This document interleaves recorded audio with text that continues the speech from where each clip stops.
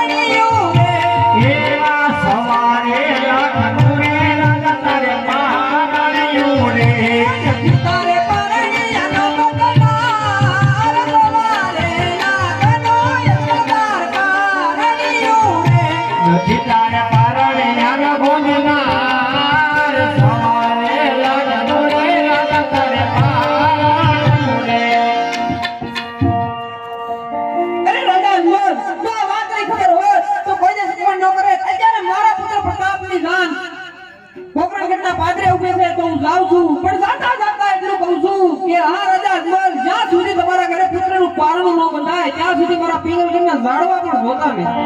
હા રાજા પટિયા, આવા કપરા વેણ ન બોલો. પણ જ્યાં સુધી મારા ઘરે પુત્રનું પારણું ન બંધાય ત્યાં સુધી પિંગલગઢનું પાણી મારે અઘરાજ છે. અરે હા, વાહ કેરો વેપાર કરું, સિંહ કેરો શિકાર કરું, ઉડતા પાંખી નીચે પડું તો જ હું પડિયા.